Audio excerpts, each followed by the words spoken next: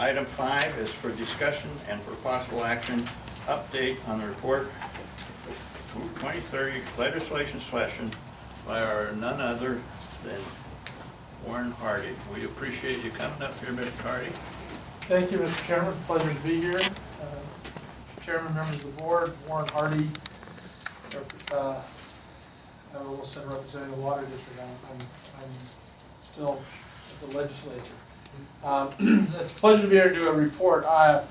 Really, this report is sort of remarkable by what's not in it. I think in the 25 years I've been involved in the legislature, there's probably less legislation dealing with water-related matters than any session I've ever dealt with, although we had two pieces of legislation that were of interest and concern to us that we introduced, and I'll talk about those briefly. And well, actually, let me do this. Let me just talk about some of the other things that occurred that are of some interest. The one thing I will be doing over the course of the next, hopefully I'll have it by the end of this week, a report to the staff basically outlining all the legislation that passed that might affect or impact the district that we ought to be aware of. Most of that won't be related to water-related issues, but some of it will be related to public records, open meeting law, some employment issues that'll need to be, the district will need to be aware of, and then we'll take whatever time's necessary to spend with the staff to get additional information on those on that legislation. So that'll be available to the staff, I'm hoping, by the end of this week. And that'll be a more comprehensive report that we'll also provide to the board members, so you're aware of issues that across the board I think we want to be aware of in case there's some requirement for us. There were a couple of pieces of legislation that didn't pass that I think is probably good. There was a bill, and I was looking for Aaron and I were trying to remember the bill number, and I couldn't find it, but there was a bill to put all water districts in Nevada under the Public Utility Commission jurisdiction. That was a bill we obviously engaged on early to make sure that we were exempt out. We also looked after our good friends of the Moapa Valley Water District too, to make sure that they were exempted out of the bill based on Aaron's conversation with them. So that bill ultimately didn't pass, but very early on we made sure we were exempt from that. It would have been problematic, I think, to say the least, for a small water district like the Virgin Valley Water District to have to go through all the regulatory burden of the PUC, and probably no reason for it. There were two committees that were probably, or two bills that were probably a mixed blessing depending on how they would have come out, although neither one of them passed. Either Senate Bill 499, which would have created a standing legislative commission on water issues in the state of Nevada, and the other one was Assembly Bill 301, which would have created a standing commission or committee on public land issues in Nevada. Neither of those bills passed. There was another bill that did not pass that would have required the state engineer to counsel with the local water districts on any issue that the state engineer, any decision the state engineer made. That bill again didn't pass. So again, and these were bills we didn't directly engage on, but watched sort of peripherally. The direction I got from staff when we submitted these bills for review was to monitor them.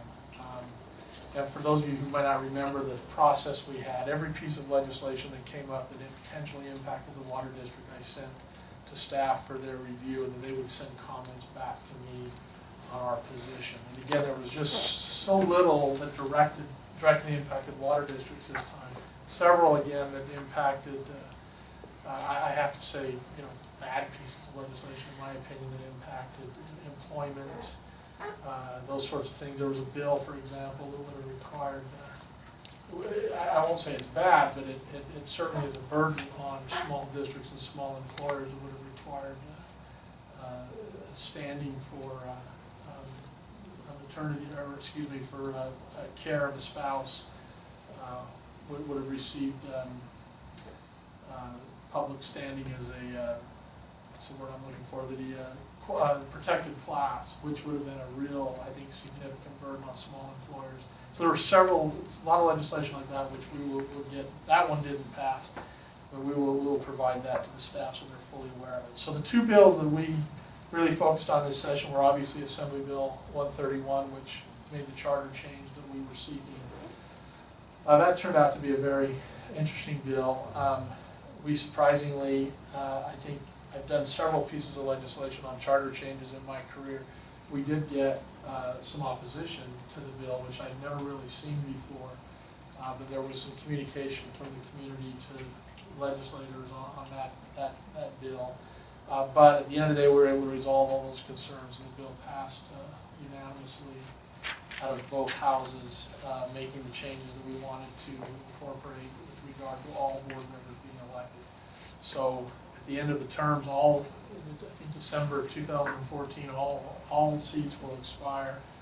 We had several amendments or changes to the bill because it didn't come out right the first time. That's not uncommon that bill drafters come back and they don't fully understand what you're trying to do. The first time it came out and all terms would expire after 4 years, which would have meant every 4 years the entire board was going to explain, no, we want them to be staggered. Then the second issue was it didn't come out very clear that we wanted the Bunkerville people, representatives to be elected by the people of Bunkerville and the Mesquite people to be elected by the people of Mesquite, so we needed a second amendment for that. So there were numerous amendments, but at the end of the day, the bill came out the way we wanted. The way it will work is that all board members will be elected in the 2014 general election of the county. Then when the board members are seated, they will by lot select 2 members to be 2-year terms, and the other members will be 4-year terms. But there'll be one from Bunkerville that is a 2-year term, one from Mesquite that is a 2-year term. That was another amendment. We had to come in at the very last minute because the bill didn't reflect that. So by lot, it could have been that both members from Bunkerville were 2, and both were the 2-year members were from Mesquite. So we had to clarify that. So I think the bill's clean. I think it's exactly the way we want it now, and I'd be happy to stop now and answer any questions about, because I know there were some that when Aaron and I were talking, if there's any questions about how the charter change bill went or how it will impact us.